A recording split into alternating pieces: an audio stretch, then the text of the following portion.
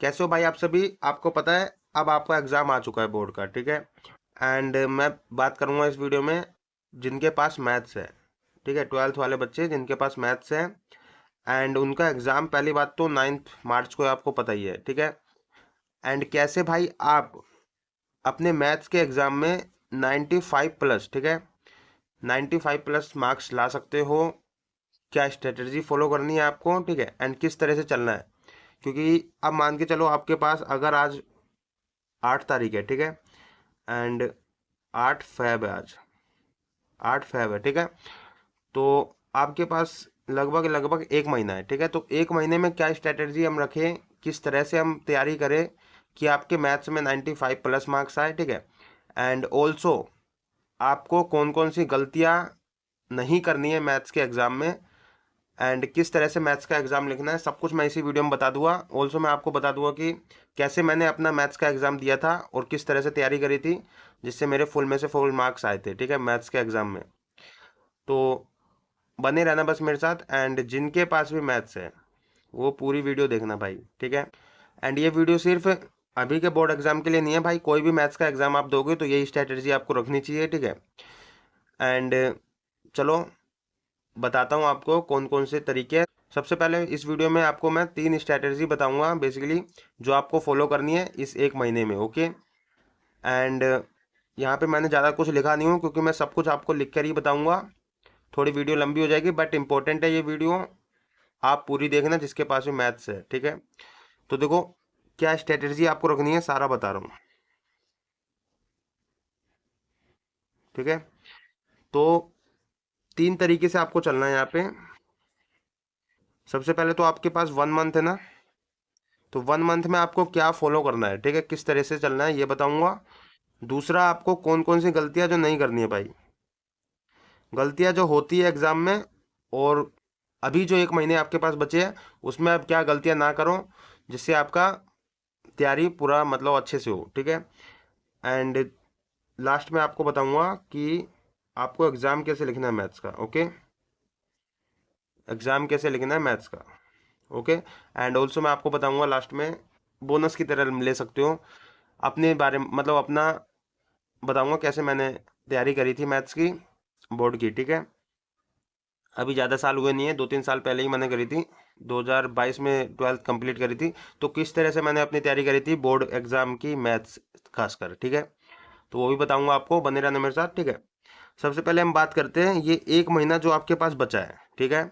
इस 1 महीने में आप किस तरह से स्ट्रेटेजी फॉलो करोगे एंड क्या चीज़ करोगे आप, ओके। क्योंकि देखो ये जो आपके पास 1 महीने बचे हैं इसमें 3 तरह के स्टूडेंट होंगे, आपको भी पता है। एक तो होगा जिसका जिसने सभी चैप्टर सीख रखे हैं, ठीक है, मतलब फुल तैयारी हो जिसकी, ठीक है, फुल तैयारी हो। तैयारी मतलब जिसने सारे चैप्टर जिसको आते हो, जिसने सारे चैप्टर तैयार कर रखे हो अपने। दूसरा वो जिसको कुछ चैप्टर आते हैं, ठीक है, एंड उसके कुछ चैप्टर बचे हुए हैं तैयार करना, ओके। एंड एक तो ये है भाई लास्ट वाला जिसको अभी कुछ भी नहीं आता, 1 महीने में ही इसको सब कुछ करना है। ये 3 तरह के बच्चे हैं, तो आप देख लेना किस कैटेगरी में हो। एंड तीनों का बताता हूँ कैसे तीनों को फॉलो करना है, क्या करना है 1 महीने में, ओके। तो सबसे पहले भाई जिसकी फुल तैयारी है ना, फुल तैयारी हो जिसकी अभी, मतलब जिसने सारे चैप्टर सीख रखे हैं, ठीक है, सारे चैप्टर आते हो उसको मैथ्स के। एंड अब 1 महीने में उसको क्या करना चाहिए, क्योंकि भाई वेस्ट तो कर नहीं सकते, यही 1 महीना आपका इम्पोर्टेंट है। इस 1 महीने में आपने अगर तैयारी बेस्ट रख ली तो आपके एग्जाम में फुल में से फुल मार्क्स भी आ सकते हैं। अगर आपने इस 1 महीने में ढील कर दिया तो भाई आपका समझो कि सारे चैप्टर आते हुए भी आपके फुल मार्क्स मुश्किल है आना, ठीक है। तो क्या करना चाहिए इस 1 महीने में आपको, सबसे पहले तो भाई अगर आपको सारे चैप्टर्स आते हैं तो एक बार हो सके तो पहले आप क्या करो, सबसे पहला है सारे टॉपिक्स को गो थ्रू कर लो एक बार, ठीक है। सारे टॉपिक्स को आप एक बार गो थ्रू कर लो, मतलब सारे टॉपिक्स जितने भी कॉन्सेप्ट है सभी चैप्टर्स में एक बार क्या कर लो, उसको सभी को रिवाइज कर लो, ठीक है, रिवाइज कर लो। दूसरा फिर आप क्या करो, क्योंकि आपने देखो एनसीईआरटी तो सारी सोल्व कर रखी है, ठीक है, आपने एनसीईआरटी कर रखी है सारी की सारी, क्वेश्चन सारे प्रैक्टिस कर रखे हैं, तो आपको अब क्या करना चाहिए, आपको पीवाईक्यू हो सके तो सोल्व करो, ठीक है, ज़्यादा भी मतलब मत लो, 5-6 साल पास्ट ईयर के ले लो, ठीक है, वो आप सोल्व करो, एंड हो सके तो इम्पोर्टेंट टॉपिक पे ध्यान दो, ठीक है, इम्पोर्टेंट टॉपिक कौन कौन से है उस पर ध्यान दो, ओके। एंड थर्ड आपका यहाँ पे आपको पेपर पैटर्न जो है ना, जो भी आपका पेपर पैटर्न है, अगर मैं मान के चल रहा हूँ आपका सीबीएसई बोर्ड है, कोई भी आपका बोर्ड हो तो उसका पेपर पैटर्न होगा किस तरह से क्वेश्चन आएंगे, ठीक है, 2 नंबर में किस तरह से आएंगे, 3 नंबर में, 4 नंबर में, ऐसे आएंगे, ठीक है। तो 1 नंबर में तो पता है आपको एमसीक्यू आएंगे, ठीक है, 2 नंबर, 3 नंबर, फिर आपके एक केस स्टडी बेस्ड भी क्वेश्चन आएंगे। तो आपको ये पेपर पैटर्न पता होना चाहिए मैथ्स का किस तरह से फॉलो होता है, ओके। एंड ये भी पता होना चाहिए केस स्टडी में किस कौन से चैप्टर से क्वेश्चन आते हैं और किस तरह के क्वेश्चन आते हैं, ओके। एंड एमसीक्यू में तो पता है भाई कि शॉर्ट आते हैं बट फॉर्मूला बेस्ड आते हैं, तो ये भी आपको पता होना चाहिए पेपर पैटर्न, ठीक है, माइंड में होना चाहिए आपको। और हो सके तो आप पेपर पैटर्न के अकॉर्डिंग जो जितने भी पीवाईक्यू हो उसको सोल्व करो, ओके। पीवाईक्यू को जो है आप मान के चलो ये आप पेपर दे रहे हो, एंड इसे आप क्या करो, सोल्व करो, ओके। 3 घंटे लो और इसकी प्रैक्टिस करो, देखना आपको कौन से क्वेश्चन नहीं हो रहे, कौन से क्वेश्चन हो रहे हैं वो आप देख लेना, ठीक है। लेकिन यहाँ पे अभी चलो आपको बताऊंगा लास्ट में कि कैसे आपको एग्जाम लिखना है, ठीक है। तो ये आप एक काम करना, एंड हो सके तो आपको सारे के सारे फॉर्मूलाज, ठीक है, सारे के सारे फॉर्मूलाज भाई याद होने चाहिए, क्योंकि दिक्कत पता है कहाँ आती है, जब हम एग्जाम लिखते हैं ना, तो एग्जाम लिखने में भाई अगर एक भी फॉर्मूला मतलब फॉर्मूला जो क्वेश्चन में यूज हो रहा है, अगर वो फॉर्मूला ध्यान से थोड़ा सा भी उतरता है ना, उस टाइम पे फिर सोचते रह जाओगे किस तरह का फॉर्मूला है, क्या प्लस आएगा माइनस आएगा, उसमें सोचते रह जाओगे। इसलिए आपको सारे के सारे फॉर्मूलाज याद होने चाहिए, और उसको क्वेश्चन में कैसे अप्लाई करते हैं वो भी आपको पता होना चाहिए। मतलब सिंपल है, अगर आपने क्वेश्चन में प्रैक्टिस कर रखी है सारे फॉर्मूलाज की तो याद ही होंगे आपको, ओके। तो क्वेश्चन में लगाना आना चाहिए आपको, ठीक है। 1 महीने में क्या करो आप, सबसे पहले तो आप सारे टॉपिक जितने भी है कॉन्सेप्ट चैप्टर वाइज लेकिन, ठीक है, ऐसे नहीं रैंडमली आप टॉपिक ले रहे हो उसको फिर गो थ्रू कर रहे हो, नहीं, आप एक एक एक चैप्टर उठाओ, उसके टॉपिक और कॉन्सेप्ट गो थ्रू करो, ठीक है। पीवाईक्यू करो, एमसीक्यू तो आपको करना ही है पीवाईक्यू में, ओके। इंपॉर्टेंट टॉपिक करो, देखो कई बच्चे होते हैं जो इंपॉर्टेंट क्वेश्चन करते हैं, इंपॉर्टेंट क्वेश्चन इंपॉर्टेंट है, बट उससे भी इंपॉर्टेंट है इंपॉर्टेंट टॉपिक, ठीक है। 4 नंबर में कौन से टॉपिक होते हैं, जैसे मैं आपको बताता हूँ, आपका एक चैप्टर है, चैप्टर 4 डिटरमाइनेंट, ठीक है, वहाँ से आप लास्ट वाला उठा लो जो आपके लीनियर प्रोग्राम के क्वेश्चन होते हैं, ठीक है। तो उस तरह के क्वेश्चन आता ही आता है भाई 4 नंबर में, एंड तो उस तरह का क्वेश्चन भाई उसका पैटर्न होता है किस तरह से हम सोल्व करते हैं, ओके, डिटरमाइनेंट। तो आप उसमें कैसे एक्स वाई जी की वैल्यू निकालते हैं तो वो आपको पता होना चाहिए, एंड उस तरह का पैटर्न पूरा माइंड में होना चाहिए किस तरह से सोल्व करना है उसको, ओके। कैसे ए इन्वर्स निकालते हैं, पूरा प्रोसेस पता होना चाहिए, इसलिए इंपॉर्टेंट टॉपिक मैंने लिखा हूँ, क्योंकि टॉपिक अगर आपको पता है तो क्वेश्चन आप तो आप कर ही लोगे, बट आपको क्वेश्चन अगर इंपॉर्टेंट क्वेश्चन आपने प्रैक्टिस करके गए हो, अगर वो क्वेश्चन नहीं आए तो भाई लटक जाओगे, इसलिए टॉपिक करो, ठीक है। अभी बता भी दूंगा मैं आपको, एक और वीडियो ला दूंगा बेशक से, इंपॉर्टेंट टॉपिक कौन कौन से उसको आप कर लेना practice, okay. And paper pattern तो आपको पता ही होना चाहिए, उसी पेपर पैटर्न के अकॉर्डिंग आप क्या करो, पीवाईक्यू सोल्व करो, ओके। 3 घंटे लो आप, 3 घंटे में आप देखो कौन से क्वेश्चन नहीं हो रहे हैं एंड कौन से क्वेश्चन हो रहे हैं, लेकिन अभी बताऊंगा आपको अप्रोच, ठीक है, किस तरह से करना है आपको, एंड फॉर्मूला सारे याद होने चाहिए। दूसरे बच्चे जो है जिनको कुछ चैप्टर तो आते हैं भाई, एंड अभी कुछ चैप्टर उनके तैयार नहीं हुए, ठीक है, ये दूसरे बच्चे जो हैं जिनको कुछ चैप्टर आते हैं बट अभी कुछ चैप्टर रह रहे हैं उनके, तो सबसे पहले तो भाई एक काम करो, आप जो कुछ चैप्टर रह रहे हैं ना बच्चे जो है, इसको पहले आप कर लो कंप्लीट, ठीक है। कैसे करोगे कंप्लीट, आप बोलोगे कि भाई एक एक क्या एनसीईआरटी के एक एक क्वेश्चन सोल्व करने बैठे, नहीं, आपको चैप्टर तो करना है भाई, चैप्टर तो आप छोड़ नहीं सकते, लेकिन आपको करना कैसे चैप्टर, आपको करना है भाई सबसे पहले तो सारे चैप्टर में जो जो कॉन्सेप्ट है, ठीक है, जो जो टॉपिक है चैप्टर वाइज टॉपिक और कॉन्सेप्ट जो भी हो उसको सीखो, ठीक है, उसको सीखो भाई आप। एंड उसको सीख के उस पर क्वेश्चन प्रैक्टिस करो एनसीईआरटी के ही। ओके, एनसीईआरटी के उस पर जो भी क्वेश्चन बेस्ड हो उसको आप सोल्व करो। ठीक है, सारे क्वेश्चन नहीं करने आपको, एक एक क्वेश्चन करने मत बैठ जाओ अभी के टाइम आप, लेकिन क्या करो, जो भी टॉपिक और उस पर बेस्ड है पहले टॉपिक सीख लिया, उस पर बेस्ड एनसीईआरटी के क्वेश्चन होते हैं तो उसको आप क्या करो, सोल्व कर लो। ठीक है, दूसरा आप क्या करो, जब आपके ये भी चैप्टर आपके कंप्लीट हो जाए, ये चैप्टर आपको आते हैं, ये चैप्टर जो बचे हुए थे वो आपने सीख लिए। ठीक है, इसमें लग सकता है आपको 10 दिन लग सकते हैं। ओके, तो इसको आप कर लेना। उसके बाद फिर आपके जब ये भी चैप्टर कंप्लीट हो जाएंगे, ये भी हो जाएंगे, तो एक बार फिर दोबारा से क्या, सारे जो आपके चैप्टर जो आपने अभी नए नए तैयार करे वो तो आपको याद होंगे, बट आपने जो पीछे के चैप्टर थे जिसको आपने सोल्व कर रखा है, बट आपने इसको अभी रिवाइज करना बाकी है, तो इसको आप गो थ्रू कर लो। ठीक है, सारे टॉपिक्स और सारे जो भी कॉन्सेप्ट हो उसको क्या कर लो, एक बार गो थ्रू कर लो। ओके, एंड फिर क्या करो, आप भी एक काम करना है, यहाँ पे फॉर्मूलाज में लिख देता हूँ, फॉर्मूलाज आपको भी क्योंकि याद होने चाहिए, फॉर्मूलाज के बगैर तो क्योंकि मैथ में काम चल नहीं सकता ना, इसलिए सारे फॉर्मूलाज याद होने चाहिए और इसको क्वेश्चन में अप्लाई करना आना चाहिए। ठीक है, क्वेश्चन में प्रैक्टिस करो, क्योंकि फॉर्मूला पे ही आपके सारे क्वेश्चंस है। ठीक है, फॉर्मूलाज है तो क्वेश्चंस है, इसलिए।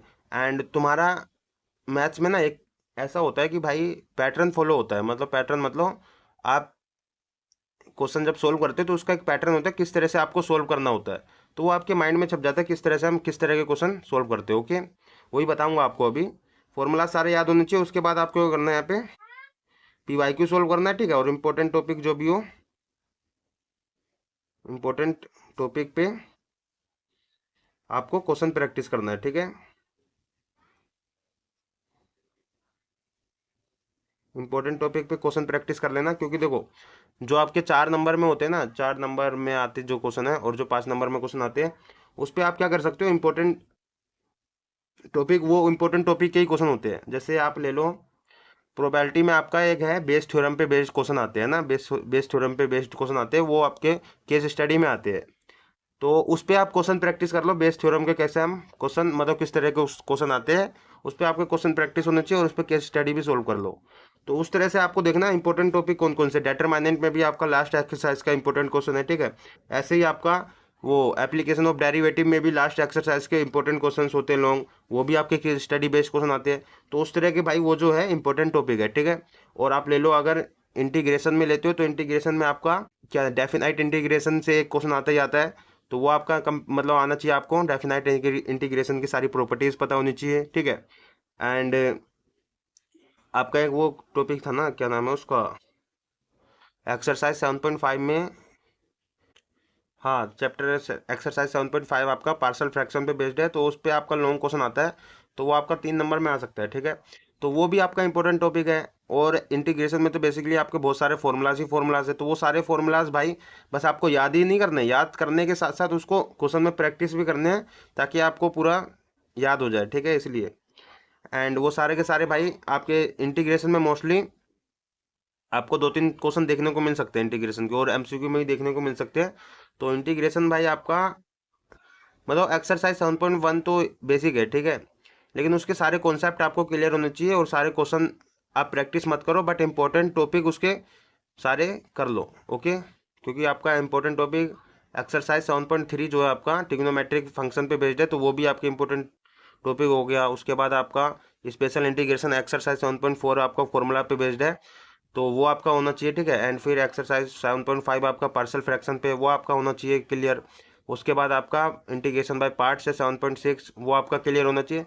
एंड डेफिनेट इंटीग्रेशन तो है ही है। ठीक है, तो वो सारे के सारे भाई आपके इंपॉर्टेंट टॉपिक है, वो आपके छूटने नहीं चाहिए। ठीक है, एंड उसके बाद आपको क्या करना है, यहाँ पे आपका भी देखो पेपर पैटर्न तो आपके माइंड में होना चाहिए कि आपका केस स्टडी से कौन से चैप्टर से क्वेश्चन आता है। ठीक है, केस स्टडी वाला जो क्वेश्चन है वो कौन से चैप्टर से आता है और किस तरह के क्वेश्चन आते हैं। ठीक है, ये आपके क्लियर होने चाहिए। एमसीक्यू में आपके किस तरह के क्वेश्चन बनते हैं वो आपको क्लियर होने चाहिए।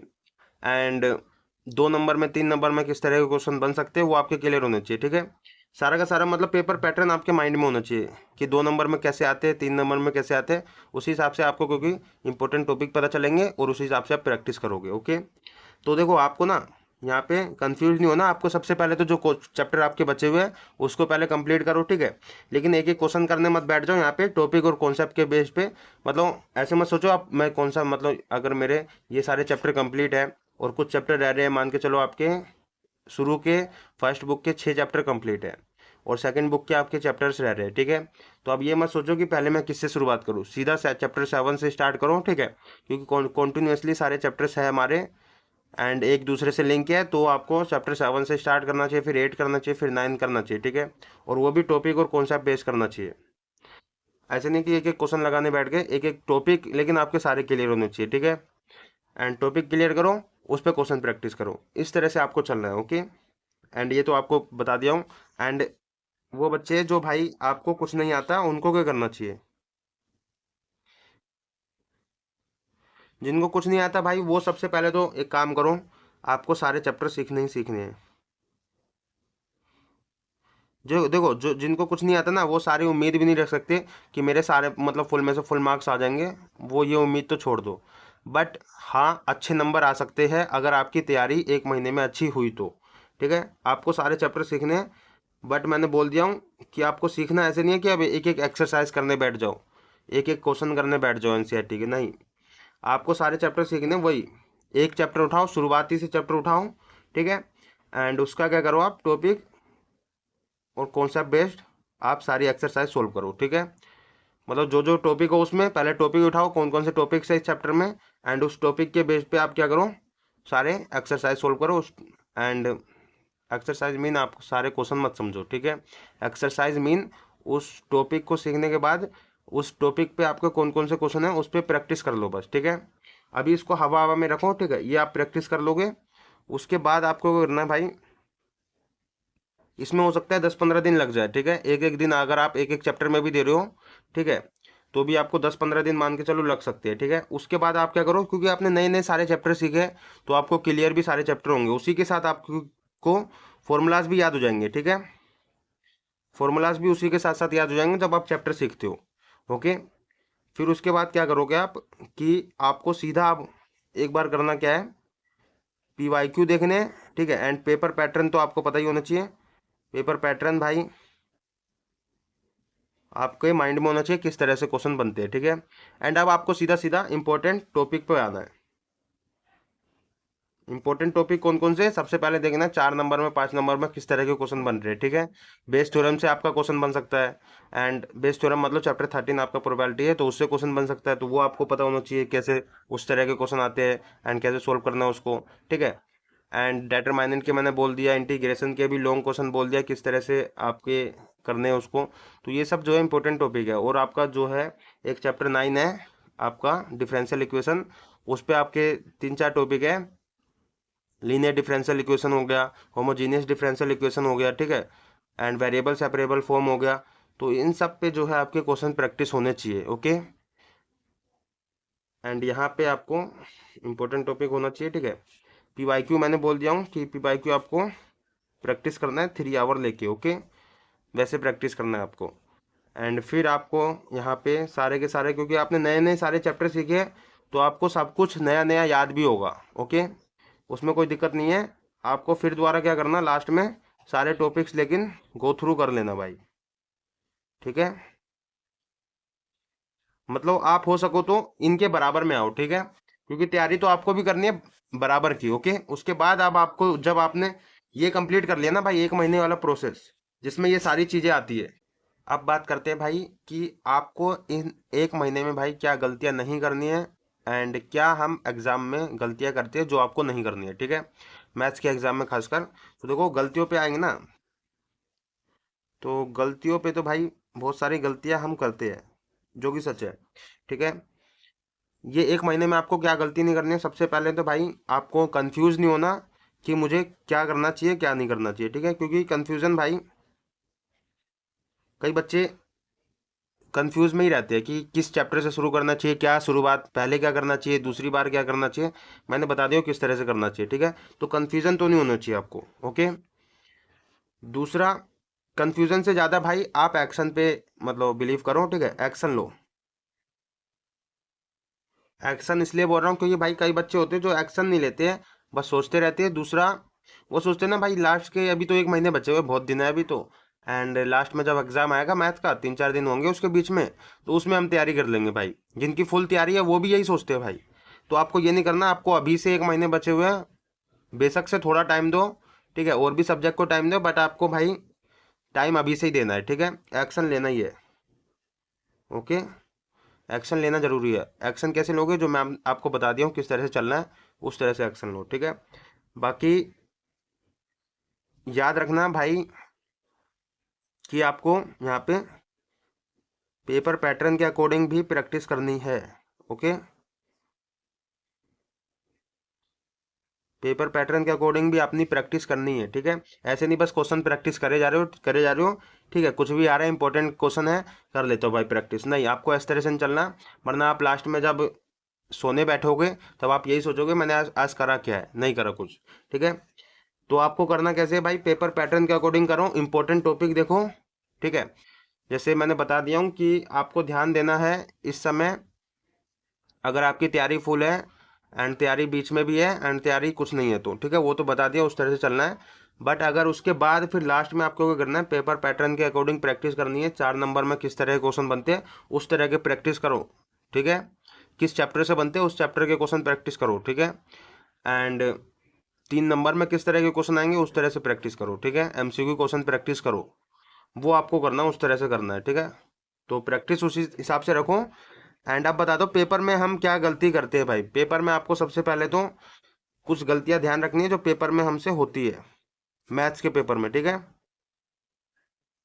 पेपर में कौन कौन सी गलतियां हो सकती है भाई, जो हमें ध्यान रखनी है और नहीं करनी है, ठीक है। बाकी बच्चों को करने दो बट आपको नहीं करना है क्योंकि आपने ये वीडियो देखी है। तो सबसे पहले तो भाई कई बच्चों से पता है, मेरे से भी खासकर, एमसीक्यू में पता है क्या होता था, प्लस माइनस की गड़बड़ हो जाती थी, उसके हम देखते थे भाई, ऑप्शन में दिखा होता था आंसर, एंड प्लस माइनस की गड़बड़ तो हो ही चुकी है, ऑप्शन भी होता था उसी हिसाब से, तो हम टिक लगा देते थे भाई जल्दी जल्दी, हम देखते भी नहीं थे क्या गलती हो गई है, नहीं।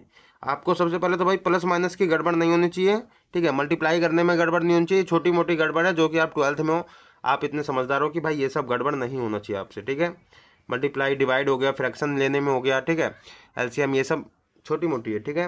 एंड फॉर्मूलाज, मैंने बोला फॉर्मूलाज आपके स्ट्रॉन्ग होने चाहिए।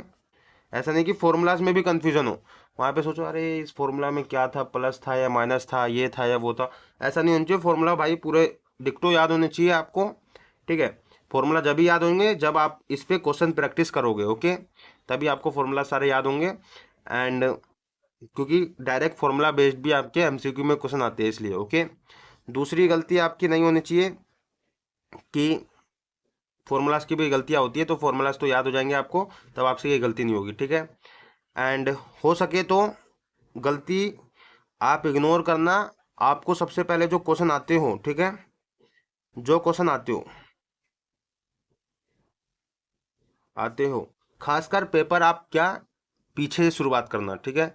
पीछे शुरुआत करने का मीन सबसे पहले आप पेपर लेना, पीछे देखना लास्ट के क्वेश्चन आपके जो 4-4 5-5 नंबर में, वो आपके किस तरह के क्वेश्चन बने हुए हैं एंड वो आपको आते हैं कि नहीं आते। अगर वो आते हैं तो सबसे पहले वो करो, ऐसे नहीं कि एक एक पेज पलट के देख रहे हो एमसीक्यू में कौन कौन से क्वेश्चन है, ऐसे देखोगे तो भाई आपके 20 क्वेश्चन जो एमसीक्यू को आएंगे वही आपका टाइम ले जाएंगे पढ़ने वाला, नहीं। आपको लास्ट के क्वेश्चन पढ़ने हैं, लास्ट के क्वेश्चन देखने हैं आपको आते कि नहीं आते, एंड वहीं से आपकी शुरुआत करनी है, ओके। एंड फिर उसके बाद 3 नंबर, फिर वो 2 नंबर, इस तरह से चलना है पीछे से, ओके। एंड ये भी गलती आप ध्यान रखना, ये आपसे ना हो, ओके। एंड और तो बता ही दिया हूँ, बाकी फॉर्मूला सारे याद ही होने चाहिए आपको, ठीक है। एंड आपको क्वेश्चन स्टार्ट करने हैं पीछे से जो आपको आते हो, ओके। एंड देखो ये तो पेपर में गलतियाँ थी, अब बात करते हैं हम आपको किस तरह से पेपर लिखना है, ठीक है। किस तरह से पेपर लिखना है, हाउ टू राइट मैथ्स का एग्जाम खासकर। एंड फिर मैं आपको बताऊंगा कि मैंने किस तरह से अपना एग्ज़ाम मतलब लिखा था और किस तरह से अपनी तैयारी करी थी कि मेरे मैथ्स में फुल में से फुल आए थे, ठीक है। तो वही बताऊंगा आपको। तो सबसे पहले तो पेपर हम कैसे लिखे, तो यहाँ पे ध्यान रखना, मैं आपको दिखा दे रहा हूँ जिस तरह से मैंने फॉलो करा था, इस तरह से ही आप भी कर सकते हो। क्लास 8 से मैंने ये स्ट्रेटेजी फॉलो करी थी पेपर लिखने की, ओके।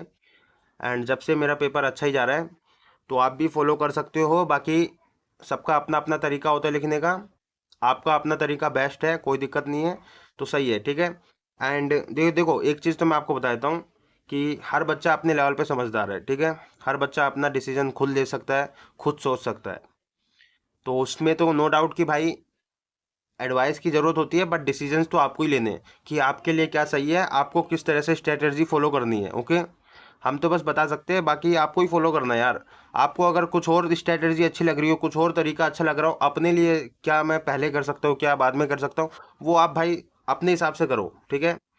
क्योंकि आप अपना डिसीजन खुद बेटर ले सकते हो। ओके, हमें नहीं पता ना भाई आप किस तरह से सोचते हो, किस तरह से करते हो, एंड लेकिन आपको तो अपने बारे में पता है सब कुछ, तो आप अपना डिसीजन खुद ले सकते हो एंड अपनी स्ट्रैटेजी खुद भी फॉलो कर सकते हो। एंड हम तो क्या कर सकते हैं भाई, जो हमें बेस्ट लगता है, हमारे लिए क्या सही है, हमें जिस हिसाब से बेस्ट लगता है हम वही बता सकते हैं ना आपको। तो एंड आप ये फॉलो कर सकते हो, तो ठीक है, ठीक है। तो एग्ज़ाम कैसे लिखें, तो यहाँ पे देखो सबसे पहले आप मान के चलो ये सीट है। ओके, ये इतनी सीट है, आपके पास सीट आई है। तो मैं क्या करता था, क्वेश्चन को ना यहाँ पे साइड में ना लिखने के बजाय क्वेश्चन नंबर 1 ऐसे ना लिखने के बजाय फिर आंसर नंबर 1 ऐसे नहीं लिखता था मैं सीधा लिखता था बीच में, क्वेश्चन पेपर के बीच में क्वेश्चन नंबर 1 लिखता था ऐसे, और फिर 2 लाइन स्केल से डालता था इसके यहाँ पे, ठीक है। एंड साइड में क्या करता था, अगर लाइन होती थी साइड में तो लाइन तो नहीं पढ़ने की जरूरत है, बट अगर लाइन नहीं है, ठीक है, तो ब्लैक पेन से मैंने साइड में यहाँ पे इधर से भी स्केल के साइज का या थोड़ा कम साइज का इधर से जगह छोड़ दी और इधर इधर से जगह छोड़ दी, ठीक है। इसमें आपको कुछ नहीं करना, इसमें आप हो सके तो फर्स्ट पार्ट लिख सकते हो, ए पार्ट लिख सकते हो, बी पार्ट लिख सकते हो, ठीक है। एंड काम तो आपको सारा इसी में करना है, इसमें आपको कैलकुलेशन भी नहीं करना, कचरा भी नहीं फैलाना, ठीक है। आपको इसको खाली रखना है, बट मैं जैसे करता था, ठीक है। एंड यहाँ पे हो सके तो आप फर्स्ट पार्ट ए पार्ट ऐसे करके लिख सकते हो। ओके, एंड फिर क्या करते हो आप यहाँ पे सॉल्यूशन करोगे। ओके, एंड हो सके तो अगर आपसे कोई मिस्टेक हो जाए, मान के चलो आपको कोई गड़बड़ हो जाए, तो आप क्या करते हो, यहाँ पे मान के चलो 4x प्लस में 3x स्क्वायर माइनस में 9 इक्वल में 0, ये मैंने क्वाड्रेटिक ले लिया, मान के चलो ये मैंने गलत लिखा हूँ, ठीक है। तो आपको ऐसे नहीं, ऐसे ऐसे करना है, ऐसे नहीं करना, ठीक है। बस क्या करना है, एक कट लगा देना है, बस बीच में एक कट लगा देना, एंड फिर अपना शुरू करना है लिखने का, ठीक है। ज़्यादा इस पे ध्यान मत देना कि खाचर पुचुर करते रहो, ये कि मतलब कुछ गड़बड़ हो जाए ऐसे काटा मार दो, इस पे ध्यान मत दो, बस थोड़ा सा इस पे बीच में कट लगा दो और टीचर समझ जाते हैं कि भाई ये गलती है, ठीक है। एंड आगे शुरू कर दो। ओके, एंड ये तो मैं करता था। उसके बाद फिर क्वेश्चन खत्म हुआ, फिर उसके बाद क्वेश्चन नंबर 2 में लिख रहा हूँ, ठीक है। आपको जो क्वेश्चन पहले आता हो, मान के चलो क्वेश्चन नंबर 14 आता है, तो क्वेश्चन नंबर 14 पहले लिखोगे। ओके, वही आप करना स्टार्ट कर देना। एंड ये क्वेश्चन नंबर 2 लिखा, तो यहाँ पे क्वेश्चन नंबर 1 खत्म हुआ, तो यहाँ पे भी स्केल से 2 लाइन डाल के यहाँ पे खत्म कर सकते हो ये। लेकिन ये आप जब भी करना जब आपके पास टाइम लास्ट में बचा हो, ठीक है, एंड आपने सारे क्वेश्चन प्रैक्टिस कर लियो, तब आप ये कर सकते हो, स्केल से 2 लाइन लास्ट में डाल सकते हो, फिर क्वेश्चन नंबर 2 स्टार्ट कर सकते हो। ओके, तो ये तो मैं फॉलो करता था, बाकी आपको अपना तरीका अच्छा लगता है तो आप अपना तरीका करो, इसमें तो कोई दिक्कत नहीं है, ठीक है। ये आप खुद भी कर सकते हो, एंड ये तो मैंने आपको प्रोसेस बता ही दिया हूँ कि किस तरह से करना है। एंड अब बात करते हैं भाई कि मैं अपना तैयारी किस तरह से करा था मैथ्स का, एंड कैसे मेरे फुल आए थे। तो भाई सबसे पहले तो मैंने मतलब जब से मैं 12th में आया था, जब से मैंने मैथ्स मैथ्स क्या मतलब वो जितने भी सब्जेक्ट थे मैं शुरू से ही पढ़ रहा था, ठीक है। ऐसा नहीं कि लास्ट के टाइम में 1 मंथ में टाइम मिला है एंड फिर हम तैयारी करने बैठे, नहीं। मैं शुरू से ही तैयारी कर रहा था एंड मैथ्स के सारे चैप्टर शुरू से ही सीख रहा था। ओके, एंड मैं तुमसे भी उम्मीद कर रखा हूँ कि तुम शुरू से ही सीख रहे हो चैप्टर सारे, ठीक है। एंड नहीं सीखे हो तो कोई दिक्कत नहीं है, अभी सीख लेना, जितने भी आपके पास टाइम बचा है उसमें आप सीख लेना। ओके, एंड अब बात करते हैं कि सबसे पहले तो चैप्टर मैं शुरू से कर रहा था, तो लास्ट में मुझे क्या करना था, सारे चैप्टर रिवाइज करने थे। ओके, और पेपर पैटर्न के अकॉर्डिंग सारे क्वेश्चन प्रैक्टिस करने थे। तो हमारे टाइम में पता है 2022 में 2 बोर्ड हुए थे हमारे टाइम में, ठीक है।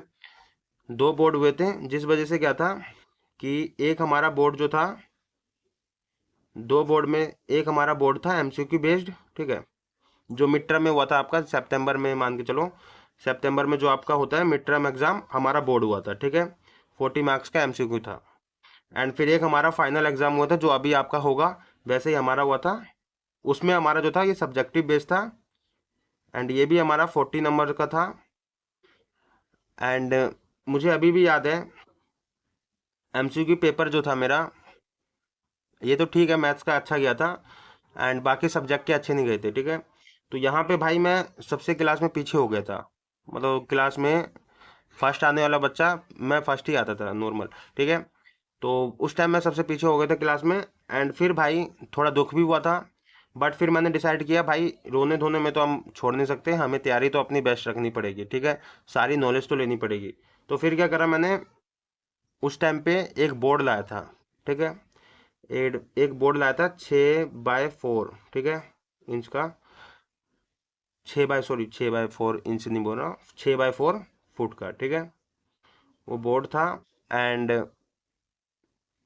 फिर मैंने जो तैयारी थी, 6x4 नहीं, ये शायद 5x4 होगा, 5x4 होगा या 5x3 होगा, उससे कोई मैटर नहीं करता। मैं बोर्ड लाया था एंड सारी भाई अपनी प्रैक्टिस जितना भी था, मैं ट्यूशन भी जाता था सारे सब्जेक्ट का, तो ट्यूशन से आता जो भी सीखता बोर्ड पे प्रैक्टिस कर लेता, सारे जो भी टॉपिक सीखा, जो भी कॉन्सेप्ट सीखा, वो बोर्ड पे मैं प्रैक्टिस कर लिया, ठीक है।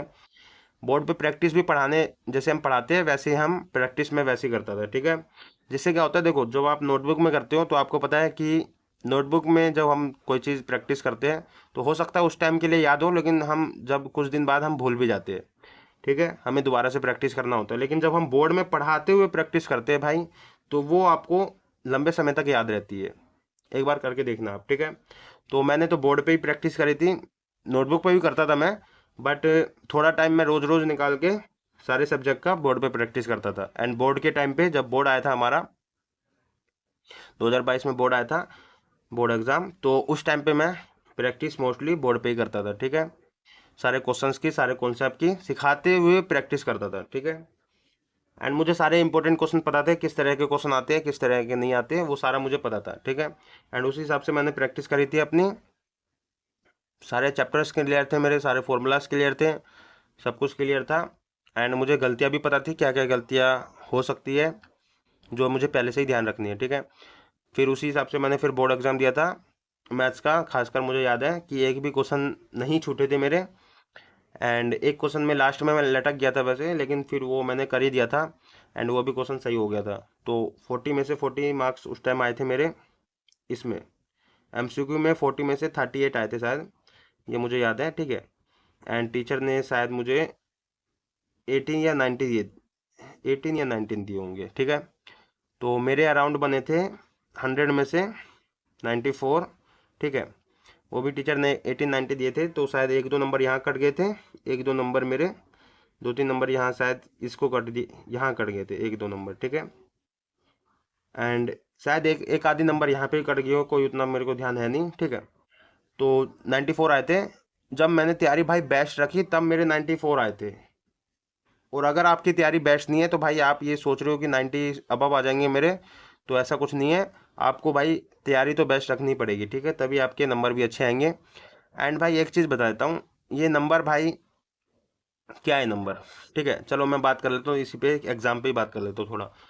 तो ऐसा कुछ नहीं है यार कि आपके अच्छे मार्क्स आ गए तो आप तो बहुत बड़े मतलब वो बन गए, एंड जिसके मार्क्स अच्छे नहीं आए वो सबसे पीछे हो गया, नहीं ऐसा कुछ नहीं होता, ठीक है। ये एग्ज़ाम बस एक जरिया है आपका आगे बढ़ने का, ओके। आप समय समय पे एग्ज़ाम, जब तक आप पढ़ाई करोगे, जब जब आप एग्ज़ाम तो दोगे ही, ठीक है।